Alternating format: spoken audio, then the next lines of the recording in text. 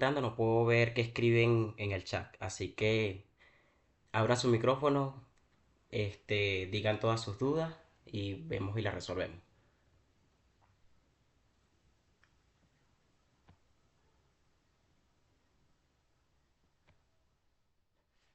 Entonces, bienvenidos a esta segunda prepa de la unidad número 2 que corresponde al tejido sanguíneo y hematopoiesis. Creo que este es un tema realmente corto, sencillo, fácil de digerir, pero muy importante desde ahorita hasta que culmine la carrera y en sus vidas profesionales.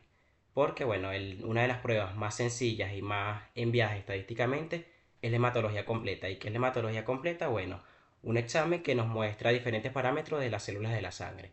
Entonces, ¿es importante el tema? Sí, es muy importante. Además que en su segundo año de medicina lo van a ver en su segunda unidad de fisiología y muy importante también para inmunología, ya que aquí se llevan muchas funciones celulares y allá solo van a revisar más que todo marcadores. Y la profesora les va a decir, eso ustedes lo vieron en histo, así que es importante que presten atención a histología. Siempre se lo decimos y siempre se lo vamos a repetir.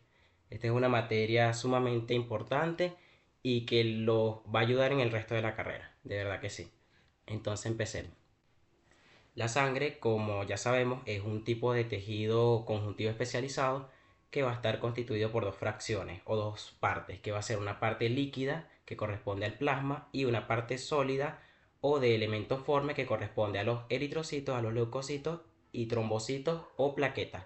Vamos a tener que, como los demás tejidos conjuntivos, va a provenir del mesénquima y a diferencia de esto, muy importante que tengan en cuenta es que este no da sostén ni soporte a los tejidos circundantes, sino que más bien sirve de un medio de difusión y transporte para sustancias nutritivas y de desecho.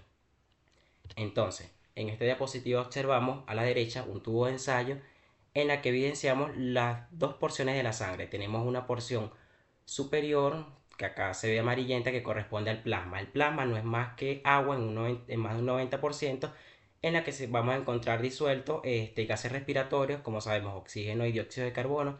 El oxígeno principalmente va a estar unido a la hemoglobina del eritrocito y una pequeña proporción disuelta en el plasma y el CO2, una pequeña proporción va a estar unida a la hemoglobina del eritrocito, pero la mayor proporción va a estar disuelta en forma de iones de bicarbonato. Tenemos biomoléculas como las proteínas, muy importantes, que si hacemos un estudio electroforético, que no sé si lo vieron en esto, perdón, en bioquímica, en los estudios electroforéticos sometemos a las proteínas en un campo eléctrico y estas se separan o van a precipitarse según su carga eléctrica mayor, principalmente y por su peso molecular. Entonces, las proteínas tenemos la principal o más abundante, es la albúmina, que tiene como funciones la presión, mantener una presión coloidosmótica que mantiene los líquidos dentro de los vasos sanguíneos y sirve como transporte de sustancias no hidrofílicas, mejor dicho, hidrofóbicas. Vamos a tener también otras divisiones de las proteínas que van a ser proteínas alfa, gamma y beta, de las cuales las más importantes son las más importantes, lo digo porque lo van a ver más adelante en lo que es inmunología. Las gamma globulinas no son más que los anticuerpos o inmunoglobulinas, que son esas sustancias secretadas por los linfocitos B que van a ayudarnos a combatir a los microorganismos y a llevar a cabo reacciones como por ejemplo inflamatorias y alérgicas. Tenemos también los carbohidratos, en los cual la principal es la glucosa, que tiene una concentración aproximada de 70 a 100 miligramos por decilitro. Y tenemos los lípidos unidos a las betaglobulinas. También importante, tenemos los electrolitos, que son iones disueltos en el plasma, como el anión bicarbonato y el anión cloro, y los cationes como el sodio y el calcio. Y los elementos formes que vemos de color rojo aquí pertenece al hematocrito, perdón, que está constituido por los eritrocitos y tenemos una capa leucotrombocitaria formada por leucocitos y trombocitos que representan menos del 1% de los elementos formes de la sangre. Eso es muy importante. Ahora, en un mundo ideal o en una escuela ideal en donde tendríamos la oportunidad de realizar una práctica de laboratorio, el tubo de ensayo en el cual tenemos nuestra muestra de sangre sería sometido a un proceso de centrifugación, que es en esta maquinita que vemos aquí. La centrifugadora no es más que una máquina que gira las muestras a una velocidad dada para precipitar sus elementos según su concentración, su peso molecular y su tamaño. Entonces, se observaría algo como lo vemos, por ejemplo, aquí en una muestra con anticoagulante. El anticoagulante es una sustancia que impide que se forme un coágulo de sangre, pues. Y que, por ejemplo, tenemos el citrato de sodio al 3%, en donde cuando sometemos la muestra a la centrifugadora, los eritrocitos, por ser los de mayor proporción en la sangre, van a precipitar y van a darnos lo que es el hematocrito, se forma la capa leucotrombocitaria y el plasma es el líquido este amarillento que observamos aquí. Y en la imagen de la izquierda tenemos una muestra sin anticoagulante, en donde como acabo de decir, el anticoagulante nos impide la coagulación. Entonces, si tenemos una muestra sin anticoagulante, la muestra se coagula, que es, bueno, se forma, los eritrocitos se compactan en una red de fibrina y se forma un líquido remanente que se denomina suero. ¿Alguien podría decirme o sabe cuál es la principal diferencia entre plasma y suero?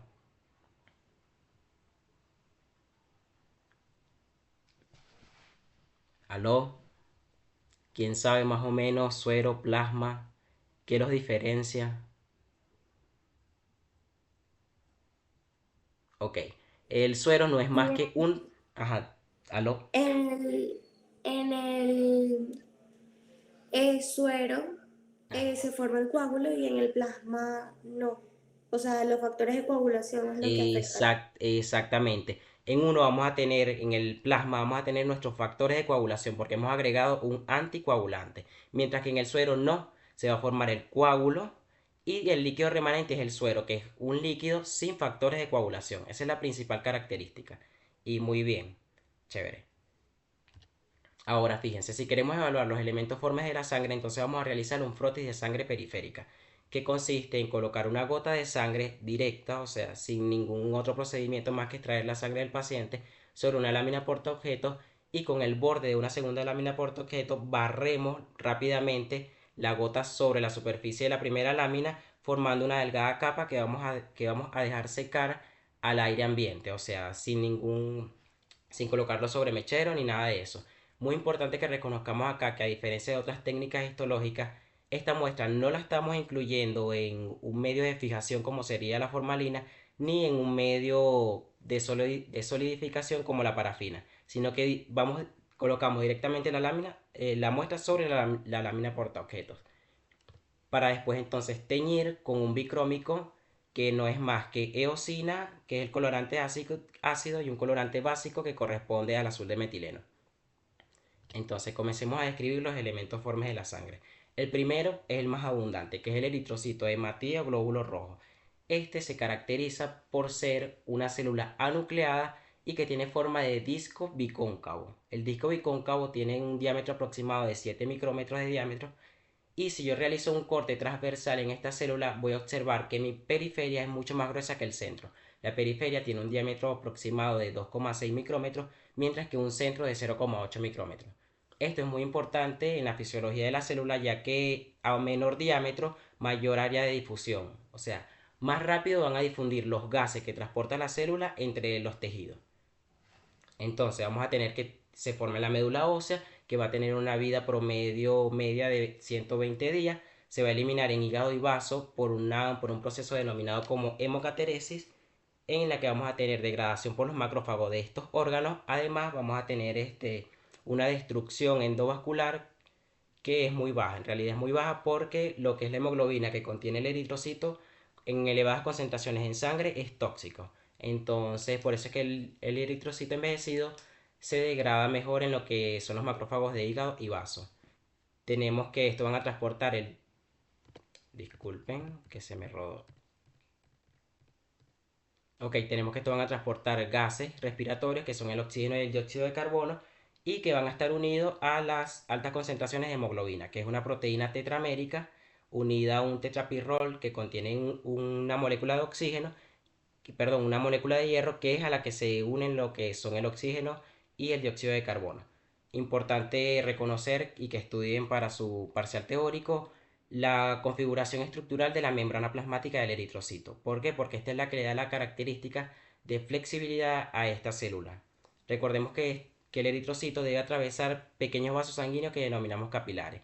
Estos capilares, debido a su diámetro, el eritrocito tiene que plegarse prácticamente sobre sí mismo para poder atravesarlo. Y si no fuese por estas proteínas estructurales, él sería rígido y se dañaría con el roce a través del vaso. Entonces vamos a tener proteínas integrales y proteínas periféricas que se van a asociar con las proteínas del citoesqueleto que tenemos, por ejemplo, la espectrina. Entonces, la glucoforina C y la proteína en banda 3 son las dos principales proteínas integrales de la membrana que se van a asociar a la espectrina gracias a la proteína en banda 1 y la anquilina.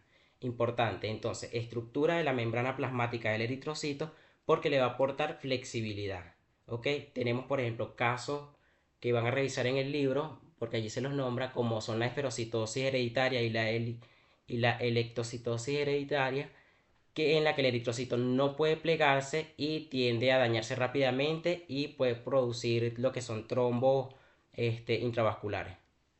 Entonces, el sistema ABO, me imagino que ya lo han escuchado, lo conocen, han escuchado, por ejemplo, personas que dicen, yo soy sangre O positivo, soy sangre A negativo. Eso es muy importante que ustedes empiecen a manejarlo desde ahorita. El sistema ABO hace referencia a una serie de antígenos, que se ubican sobre la superficie del eritrocito y que es muy importante porque en procesos de transfusión de sangre, si no conocemos el antígeno que presenta el eritrocito, podríamos causarle al paciente un gran daño. Entonces tenemos pacientes del grupo A, del grupo B, grupo AB y O. Tenemos que en el grupo A el eritrocito va a poseer un antígeno que posee un N-acetilglucosamina adicional, mientras que en el grupo B no tiene el N-acetilglucosamina adicional, sino que tiene una galactosa. El grupo AB va a presentar ambos antígenos y el grupo O no va a presentar ningún antígeno. Entonces, según el antígeno que presente la célula, el plasma del paciente va a tener una serie de anticuerpos. Entonces, si yo tengo antígeno A, yo no puedo tener anticuerpos anti-A porque si no me afectarían a mí. Entonces, yo voy a tener anticuerpos anti-B.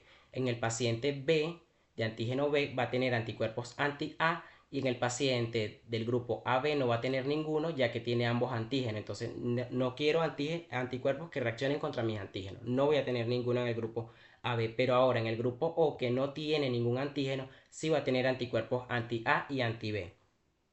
Entonces el sistema RESULT también, que es otro muy importante, hace referencia al antígeno D. Entonces vamos a tener, este es el mencionado RH.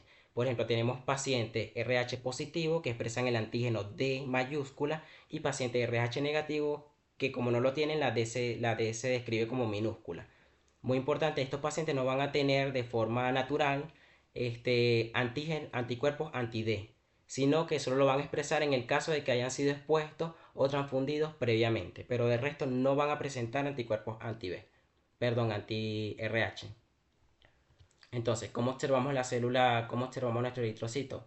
Aquí a la izquierda una imagen de microscopía electrónica de transmisión en la que observamos que tiene la forma de disco bicóncavo y que su citoplasma es granular. Es granular gracias a elevadas concentraciones de hemoglobina. Mientras que en una microscopía electrónica de barrido, donde tenemos una imagen tridimensional, observamos la disposición característica del eritrocito, que es la disposición en pilas de moneda o de results. Acá tenemos un frotis de sangre periférica. Sabemos que la hemoglobina es una proteína. Como toda proteína tiene carga neta positiva, entonces se va a teñir con eosina muy intensamente. Y algo que deben reconocer siempre en un eritrocito normal es un centro claro. El centro claro habla de que el diámetro allí es menor y por eso es bicóncavo. Y como ya les dije, permite una mayor difusión de los gases respiratorios. Ok, ahora leucocitos o glóbulos blancos. Estas son células que pertenecen al sistema inmunitario del organismo y que vamos a dividir según sus características citoplasmáticas y del núcleo. Entonces vamos a tener los granulocitos polimorfonucleares en los que tenemos los neutrófilos, eosinófilos y basófilos y a granulocitos mononucleares en donde tenemos a los monocitos y los linfocitos que se dividen en otras subclases que van a ser los linfocitos T, B y NK o asesinos naturales. Entonces iniciamos con el neutrófilo. Siempre observen acá la imagen, la microfotografía electrónica. Toda esta microfotografía electrónica que les voy a mostrar a continuación son de transmisión.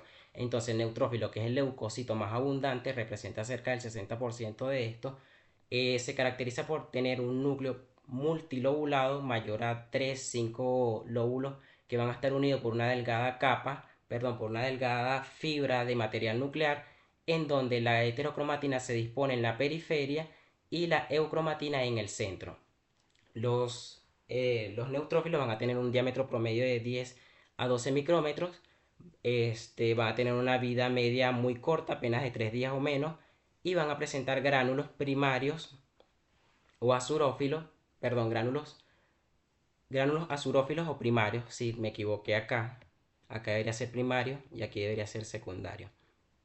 Ok, los gránulos azurófilos lo van a expresar desde la granulopoyesis y van a tener primero que nada la mieloperoxidasa. La mieloperoxidasa es muy importante porque esta nos permite formar especies reactivas del oxígeno. Las especies reactivas del oxígeno como el hidroxilo, el superóxido o el peróxido de hidrógeno tienen actividad antimicrobicida. Entonces estas células que son fagocíticas expresan este tipo de moléculas que le permiten destruir a los microorganismos.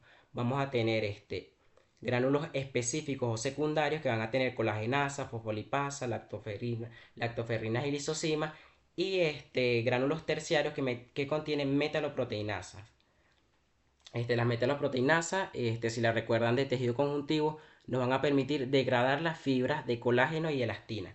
Entonces, esta célula que es la más abundante en el sistema circulatorio, en el grupo de los leucocitos, tiene que abandonar el vaso sanguíneo durante un proceso denominado como quimiostaxis y para eso utilizan entonces la metaloproteinasa, ya que estas nos van a permitir difundir a través de los vasos y hacia los tejidos infectados, degradando la matriz conjuntiva.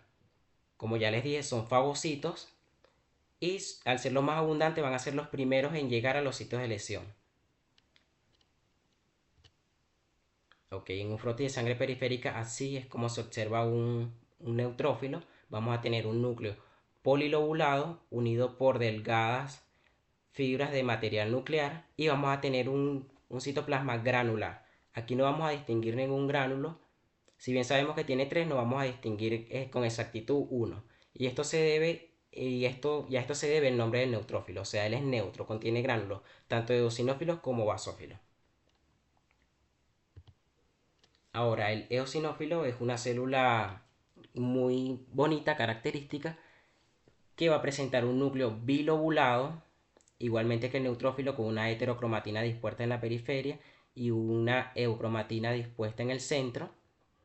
Creo que el profesor Carlos se lo nombró y es que esta célula se caracteriza por tener un núcleo en forma de gafas de sol, pero esto es solo para reconocerla, o sea, a la hora de escribir van a decir núcleo bilobulado. No, no se les ocurra colocar en gafas de sol porque eso no es una característica histológica como tal.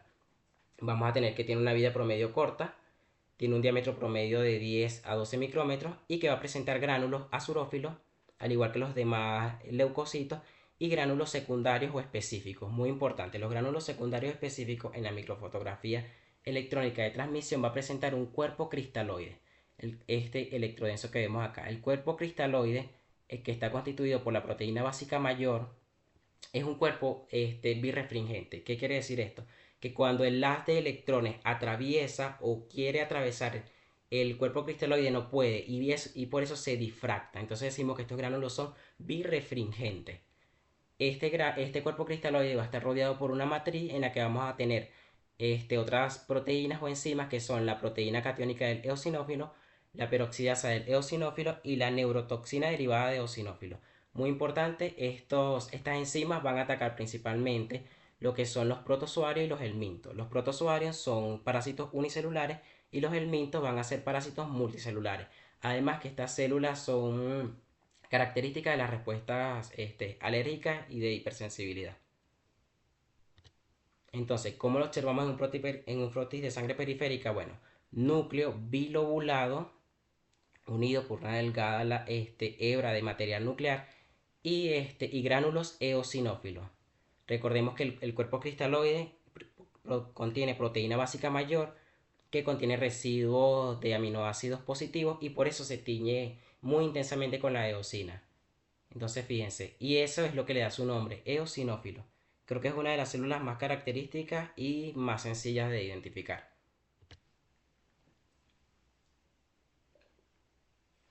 ¿Tienen alguna duda hasta aquí?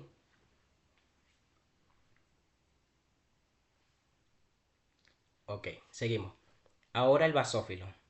El basófilo es una célula que funcionalmente guarda características con el mastocito que ya vimos en tejido conjuntivo y en la microfotografía electrónica de transmisión se caracteriza por contener un núcleo multilobulado, igualmente heterocromatina dispuesta en la periferia, eucromatina central y gránulos azurófilos y gránulos específicos o secundarios que van a contener heparina, histamina, heparansulfato y leucotrieno. Recordemos que, por ejemplo, el heparansulfato que tiene grupos sulfatos que le dan características negativas, se van a teñir intensamente con la hematocilina y es lo que le da la característica a la célula y le da su nombre de basófilo. Muy importante, por ejemplo, los leucotrienos, que son moléculas que van a producir constricción del músculo liso vascular y de allí su característica parecida a lo que son los mastocitos. Tenemos que, como aquí, bueno, ya se lo coloqué, tiene actividades similares al mastocito y median las reacciones alérgicas. Entonces, ¿cómo lo observamos? El núcleo es en lo que son las fotografías histológicas es difícil de identificar y esto al elevado contenido de los gránulos basófilos. Entonces vamos a decir que en esta célula el núcleo va a estar solapado por los gránulos. O sea, gránulos basófilos que se solapan con el núcleo. Si bien sabemos, es un núcleo por la microfotografía electrónica de transmisión, que es un núcleo multilobulado, en el frotis de sangre periférica no lo vamos a ver, pero es una característica muy importante. Ahora, el monocito es una célula perteneciente al sistema fagocítico mononuclear. Esto quiere decir que actúa eliminando o degradando sustancias como microorganismos o detritos celulares mediante la endocitosis de estas. Va a tener un diámetro promedio de 18 micrómetros y va a contener un núcleo arriñonado y esto es gracias a una gran escotadura que lo diferencia del linfocito. El linfocito también presenta una escotadura pero es muy mínima.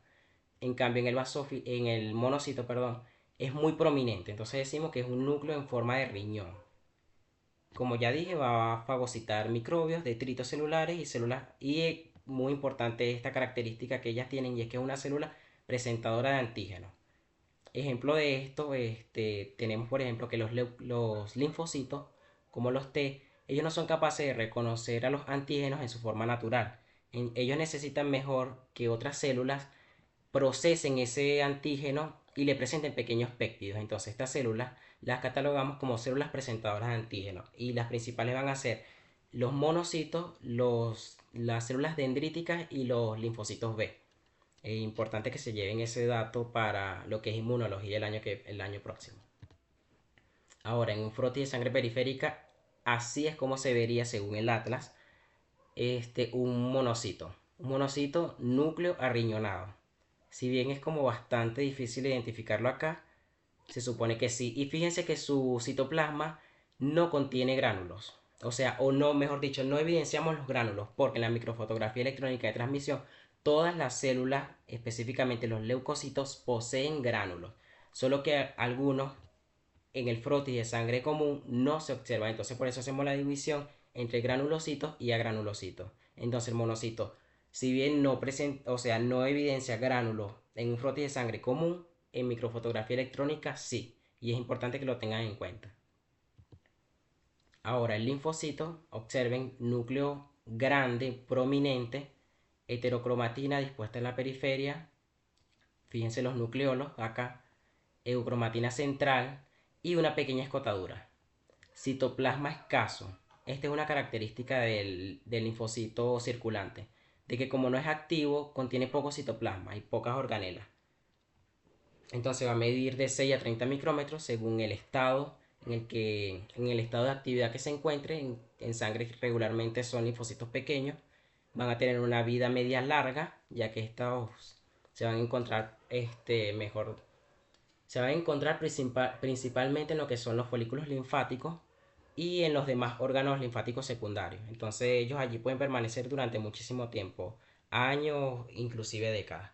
Vamos a tener que se van a diferenciar en linfocitos TCD8, TCD4 cooperadores, que son muy importantes para dirigir la respuesta inmunitaria, linfocitos CD8 citotóxicos, que contienen péptidos Citotóxico, como su nombre lo dice, es porque ellos tienen la capacidad de destruir células transformadas e infectadas. ¿Y cómo? Inyectando enzimas específicas que destruyen y lisan a las demás células. Vamos a tener linfocitos TCD425 positivos que son reguladores. Ellos van a suprimir la respuesta inmunitaria. Una vez se activa la respuesta inmunitaria, muy importante, esta no puede permanecer activa durante muchísimo tiempo porque si no produciría daño al individuo. Entonces, estos linfocitos entran en juego suprimiendo la respuesta inmunitaria. Muy importante. Otros linfocitos de otros linfocitos que vamos a tener son los linfocitos B, que median la respuesta humoral. ¿Qué quiere decir esto? Que van a sintetizar anticuerpos. Y los linfocitos asesinos naturales, que contienen granzimas y perforinas, que inyectan a las células infectadas y transformadas y las van a lisar. Entonces, ¿cómo observamos un linfocito en sangre periférica? De esta manera: núcleo prominente con una pequeña escotadura y citoplasma escaso y sin presencia de gránulos. Aunque, como ya dije, sí tienen gránulos, solo que en frotis de sangre periférica no se observan. Y aquí, en esta forma, no podríamos identificar si estamos ante un linfocito B, ante un linfocito T o ante un asesino natural. Eso solo lo vamos a saber bajo pruebas moleculares. Esto que vemos acá, que les traigo, es una célula plasmática. La célula plasmática, recuerden que se diferencian a partir de los linfocitos B. Y son células sintetizadoras y liberadoras de anticuerpos. Entonces, los anticuerpos son proteínas. Y si estamos sintetizando proteína, ¿qué requiere la célula? Un gran retículo endoplasmático rugoso. Y por eso es que vemos que en esta célula este organulo está muy desarrollado. ¿Alguna pregunta?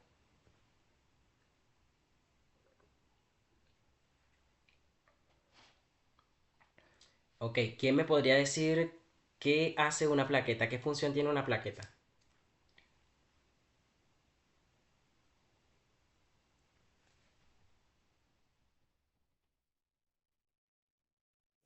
Ayudan en la formación de los coágulos.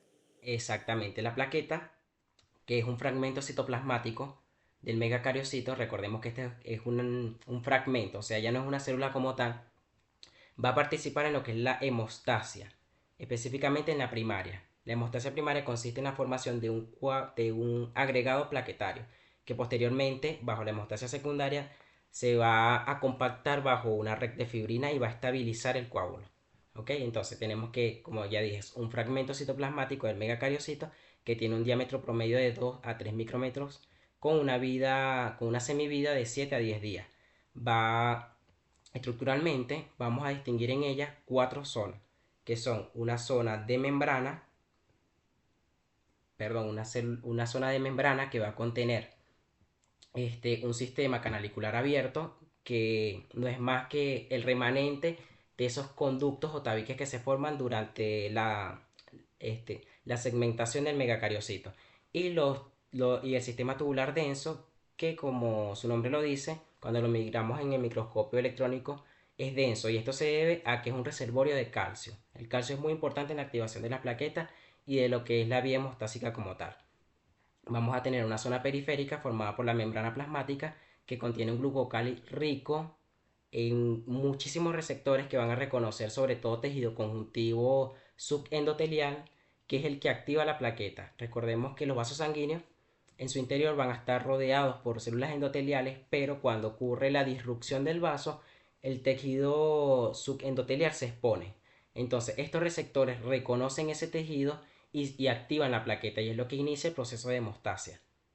Vamos a tener una zona y una zona de organelos. La zona de organelos va a contener principalmente lo que son mitocondrias, gránulos de glucógeno y gránulos alfa. Los gránulos alfa son los más grandes y abundantes y van a contener lo que son factores de coagulación como el fibrinógeno. Vamos a tener gránulos delta pequeños y densos, por eso también lo van a conseguir con esos nombres como gránulos densos, que van a contener ADP y serotonina. Y vamos a tener lo que son los gránulos lambda, que actúan como lisosomas. Ok, creo que me salté alguna zona, no lo recuerdo. Sigamos. Esto es una microfotografía electrónica de transmisión de una plaqueta. Acá podríamos diferenciar algunas zonas. Recordemos, Lo periférico será la zona periférica, que es la membrana plasmática. La zona de membrana, que recuerden que son los sistemas canaliculares abiertos y los tubulares densos. Estos corresponden a las tubulares densos. Como su nombre lo dice, son electrodensos. Los observamos más oscuros. Este aquí sería electrodenso, electrodenso. Y los que no observamos, que formarían como la matriz de la plaqueta como tal, serían el tubular abierto. Y tenemos gránulos alfa, que son los más grandes y abundantes y los que son más fáciles de reconocer. Pero en un frotis de sangre periférica, la plaqueta apenas se ve como un fragmento citoplasmático que se tiñe con hematocilina. En sí, su criterio histológico, pequeños fragmentos citoplasmáticos, basófilo. No, yo creo que no daría más en ello porque no, a simple vista no se ven mayores características, al menos que te muestren una microfotografía electrónica en la que sí te puedes destacar un poquito más. ¿Quién podría decirme de las células que ya vimos cuál sería esta que está por acá? Esta rezagada que está aquí grandota, con muchos gránulos teñidos de hematocilina y cuyo núcleo no observo. Un basófilo. Exactamente. ¿Cuál es el criterio del basófilo en una lámina de frotis de sangre periférica? Bueno, además de sus, ¿cómo se llama? Sus gránulos, que son muy basófilos, Ajá. el que no podemos diferenciar por esa misma razón, el núcleo, pues, porque solapan Exactamente. al núcleo. Exactamente. El núcleo está solapado. Eso es un criterio perfecto. O sea, el núcleo solapado por la abundancia de gránulos basófilos. Ahora, la hematopoiesis, no sé, antes de entrar en hematopoiesis, si tienen alguna duda de las células.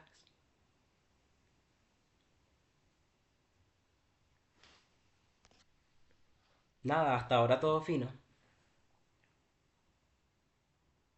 Ok. La hematopoiesis, resumiéndolo muy brevemente, es el proceso de formación de las células sanguíneas. Muy sencillo. La ontogenia va a hacer referencia a las etapas embrionarias y fetales del individuo, en la cual la hematopoiesis se va a llevar en uno que otro tejido. Vamos a tener, por ejemplo, la fase mesoblástica, en donde las células de la sangre se van a formar en las paredes del saco vitelino o vesícula umbilical, que va desde la tercera semana del desarrollo embrionario hasta la octava.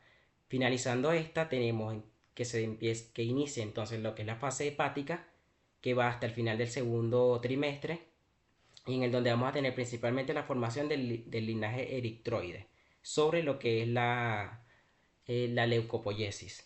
Y finalmente, al final, o mejor dicho, al inicio del segundo trimestre, vamos a tener la fase mieloide. La fase mieloide que acompaña al individuo hasta que muere es en la médula ósea. Y, por ejemplo, por ejemplo, el hígado, una vez finaliza su actividad hematopoyética, esta no es que se elimina del todo, sino que sigue como remanente allí latente y en procesos patológicos podría activarse.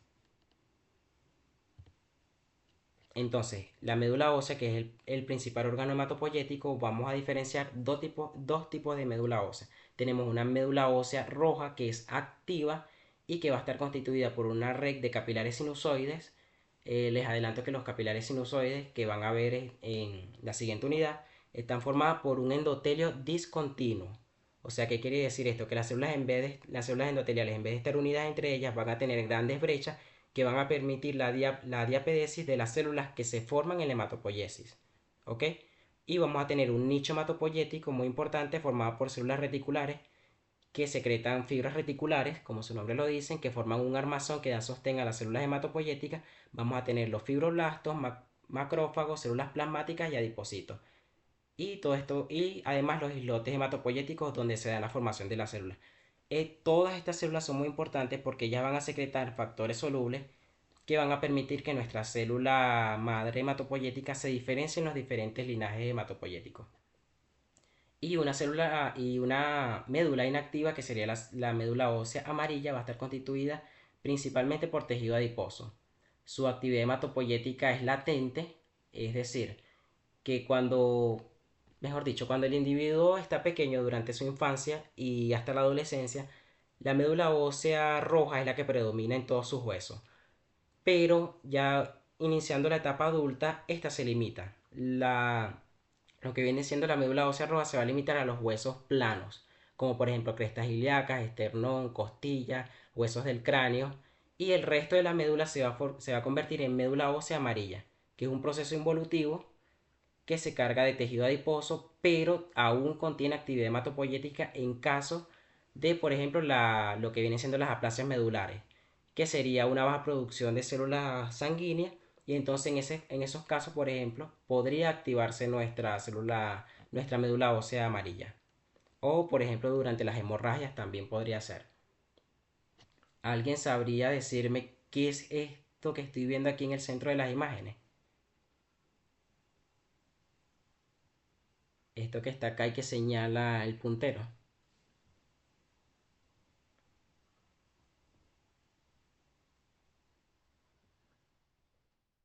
Aló, creo que ustedes ya están en capacidad, por ejemplo, por lo menos de nombrarme esta estructura que está acá, que estoy señalando. No sé si es una trabécula ósea. ¿Y No, por qué crees? porque vimos una lámina parecida en la práctica cuando vimos hueso esponjoso. Entonces parece Exactamente, una espícula. correctamente, eso forma espícula y corresponde a tejido óseo esponjoso. Muy bien. Ok, ahora, tenemos que nuestras células sanguíneas se van a formar a partir de una célula madre hematopoyética. La célula madre hematopoyética es una célula multipotente. Multipotente. El libro en comparación dice que es pluripotente, pero no, porque las células pluripotentes tienen la capacidad de dar origen a células y tejidos de las tres láminas del embrión trilaminar, o sea, de células, órganos y tejidos del ectodermo, del mesodermo y del endodermo.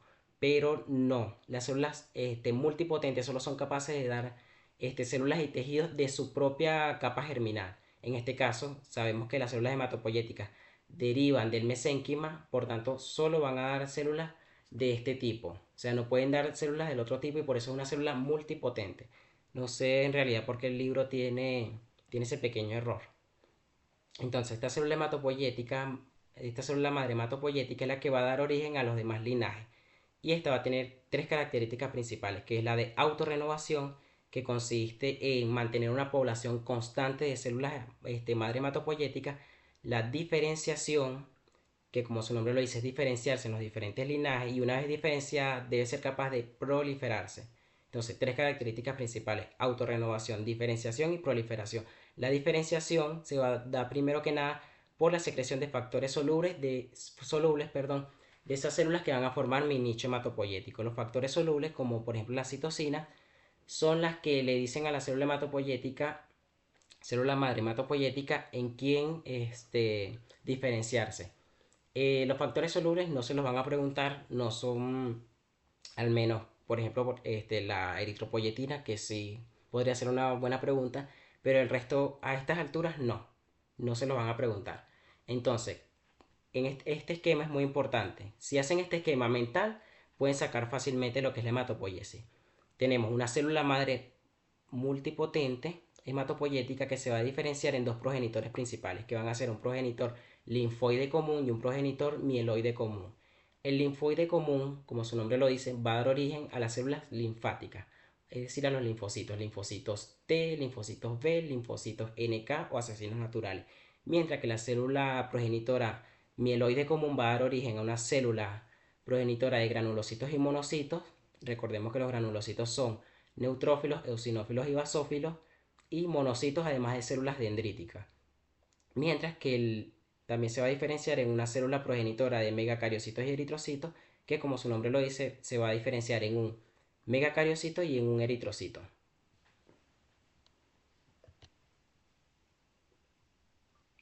Entonces, la eritropoyesis. Tenemos que la eritropoyesis comienza con la diferenciación de la célula progenitora mieloide común en una célula progenitora de granulocitos y, y megacariocitos bajo la influencia de los factores solubles IL-1, IL-3, perdón, y IL-4, que son interleucinas, y el factor de transcripción GATA1.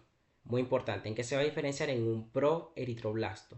Este proeritroblasto, que es una célula gigante con un núcleo inmenso, Después se va a diferenciar en lo que es un eritrocito basófilo.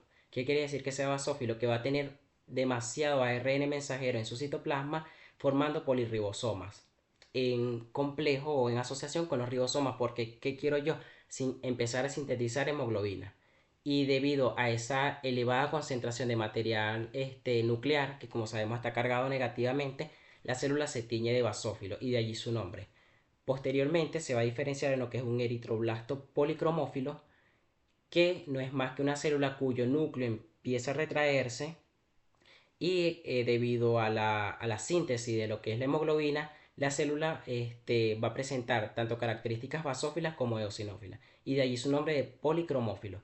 Muy importante que tengan en cuenta es que hasta el eritroblasto policromófilo es que se da la división mitótica. Entonces, pregunta de examen, ¿hasta dónde o hasta cuándo el eritroblasto es capaz de dividirse mitóticamente? Hasta el eritroblasto policromófilo.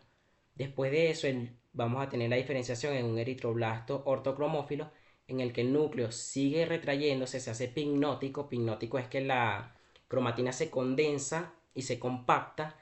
Y en este caso, que sería el normoblasto ortocromófilo, el núcleo se va a expulsar, ¿ok? Pero todavía la célula presenta características tanto eosinófilas como basófilas. Y posteriormente vamos a tener la diferenciación en un eritrocito policromófilo o reticulocito, que es el paso previo antes de un eritrocito maduro. Este eritrocito policromófilo se denomina policromófilo porque aún puede tener remanente tejido o material nuclear. Y de allí a que lo denominemos policromófilo. Y este nombre que tiene acá, como también lo pueden encontrar los reticulocitos, es muy importante su porcentaje en sangre, que suele ser entre 1 y 3%, y es que según la concentración de reticulocitos en sangre, se infiere en la actividad hematopoyética de la médula ósea. Entonces, por ejemplo, pacientes que vienen de una hemorragia severa podrían tener una elevación de lo que son los reticulocitos. Y eso quiere decir que la médula ósea está buena, está trabajando como debe ser. Mientras, y después, pero rápidamente, pasado horas o mínimo 2 días, se diferencia en lo que es un eritrocito maduro. Ahora tenemos lo que es la granulopoiesis, que es la diferenciación de la célula progenitora amiloide común en un progenitor de granulocitos y monocitos bajo la influencia del factor estimulante de colonias de granulocitos y monocitos, que se va a diferenciar, como tenemos acá, en un mieloblasto. Este mieloblasto posteriormente se va a diferenciar en un promielocito. Y este promielocito, según la influencia de ciertos factores solubles, se va a diferenciar bien sea en el linaje de neutrófilos, en el linaje de eosinófilos o en el linaje de basófilos. Entonces, estas células tienen características morfológicas en común. Tenemos, por ejemplo, el mielocito, que es una célula de núcleo grande en el que se inicia lo que es la formación de los gránulos azurófilos. Y es común para todos. O sea, tenemos mielocitos neutrófilos, mielocitos eosinófilos y mielocitos basófilos. Posteriormente, ya después, vuelvo y repito, la influencia de ciertos factores solubles, empiezan a ver las características morfológicas de la célula. Recordemos que, por ejemplo, y lo vamos a denominar como metamielocitos. Los metamielocitos van a iniciar la formación de lo que son los gránulos secundarios o específicos de cada célula. Entonces tenemos metamielocito neutrófilo, eosinófilo y basófilo. Y posteriormente vamos a tener, en el caso de los neutrófilos, un neutrófilo en banda, que es una célula inmadura cuyo núcleo se evidencia como en herradura. Y es porque sus lóbulos no están, digamos, diferenciados todavía, sino que la delgada hebra de heterocromatina que separa los lóbulos aún es muy gruesa. Y es lo que le da su característica de herradura. Pero es muy importante que esto solo lo observamos en los neutrófilos en banda. Después de esto vamos a tener células maduras que ya las conocemos, que son neutrófilos, eosinófilos y basófilos. Y tenemos la monopoiesis, que es muy similar a la granulopoiesis, pero solo que va a estar bajo la influencia de otros factores solubles.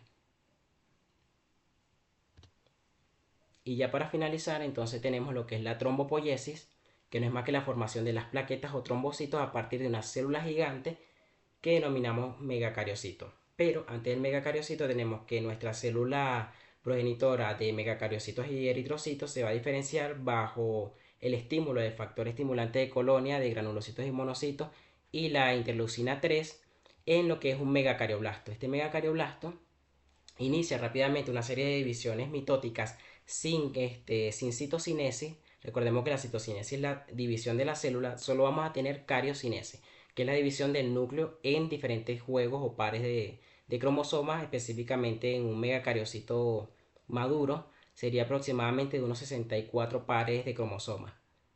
Y esta megacélula, por un proceso denominado como endomitosis, que es una tabicación interna, va a ir liberando lo que son las plaquetas. Un megacariocito único al día puede liberar un aproximado de unas 3000 plaquetas. Y finalmente la linfopoiesis, que es la diferenciación de esa célula madre hematopoyética que vimos al principio, que se diferenció en un progenitor linfoide común. Este se diferencia entonces en los tres subgrupos o subfamilias de los linfocitos, que van a ser los linfocitos T, que específicamente se diferencia en una célula pre-T y es porque esta va después a migrar a sangre y a lo que es el timo para diferenciarse en linfocitos maduros, bien sea TCD4 positivo, TCD8 o TCD4 positivo, D25 positivo, que recordemos que es una célula supresora, o se puede diferenciar también en linfocitos B y linfocitos NK según la expresión de ciertos factores solubles como son el PAS5 para lo que es el linfocito B y las interleucinas 2 y 5 para las células NK. Entonces, hasta aquí llega nuestra prepa. No sé si tengan alguna pregunta o duda.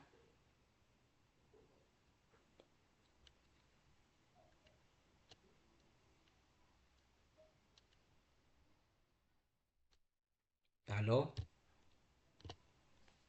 ¿Alguna pregunta, alguna duda? Creo que es un tema sencillo comparado con los demás temas de la unidad, muy importantes porque, por ejemplo, las células, los leucocitos, que forman parte del sistema linfoide, van a verlo en sus próximas clases con la profesora Bélgica y son temas relevantes, muy relevantes, que deben llevarse a su segundo año. Porque les van a decir, muchachos, ustedes ya lo vieron en histología. Allá solo van a revisar, por ejemplo, en las células, en los leucocitos, lo que son los marcadores celulares, cómo diferenciamos un linfocito T de un linfocito B, de un NK, qué marcadores diferencian a un neutrófilo de un eosinófilo o de un basófilo, pero las funciones como tal ya se las están llevando de su primer año. Entonces, ¿alguna pregunta, alguna duda?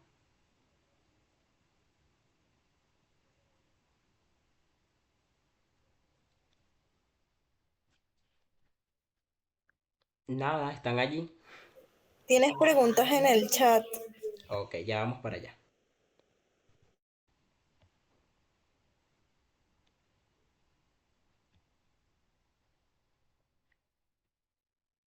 Ok, configuración estructural. ¿Podrías repetir los que nos debemos estudiar, porfa? Ok, Shirley. No sé en qué parte hiciste la pregunta, pero si me dices rápidamente, la repasamos. En lo de la membrana del eritrocito. En la membrana del eritrocito. Ok, vamos rápidamente.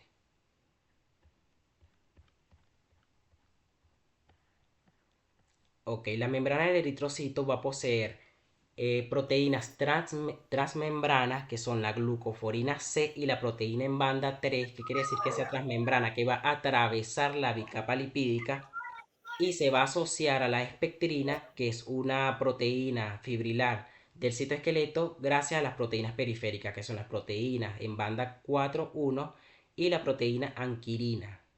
La proteína en banda 4,1 asocia lo que es la glucoforina a la espectrina, mientras que la anquirina va a asociar a nuestra proteína en banda 3 a la espectrina.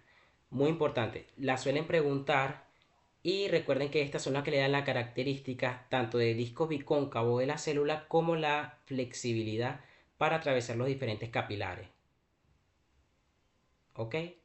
En caso de que por ejemplo, los genes que codifican estas proteínas llegasen a estar dañados o no se expresan, por ejemplo, tendríamos síndromes como lo que es la eritroblastosis, perdón, la esperocitosis hereditaria, que es una célula en donde las glucoproteínas transmembranas no se asocian al citoesqueleto, entonces es una célula esférica.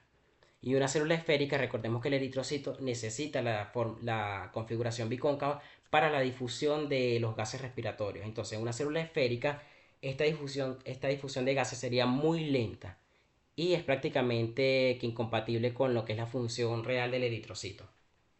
¿Ok? Entonces leemos otra pregunta. Funciones como tampones. Funciones tampones.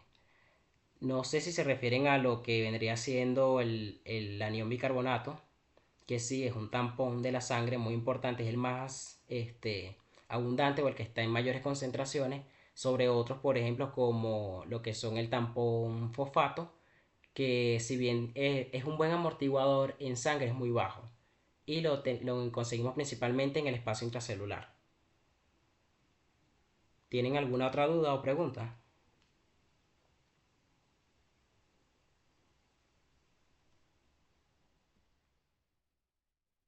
Ok, entonces damos como finalizada la prepa. Recuerden que el próximo martes, antes de su quiz de la cátedra, vamos a tener un pequeño quiz que no es más que preguntas sencillas que les van a permitir a ustedes primero repasar y segundo, si tienen una puntuación mayor a 18 puntos en ese pequeño quiz, la cátedra les va a otorgar un punto sobre su quiz oficial. Entonces lo hacemos el martes en la noche, dando chance a que ya ustedes tengan todo el temario estudiado. Y recuerden siempre que estamos a la orden por el grupo, estamos para resolver sus dudas. Y bueno, siempre a la orden y feliz noches. Gracias.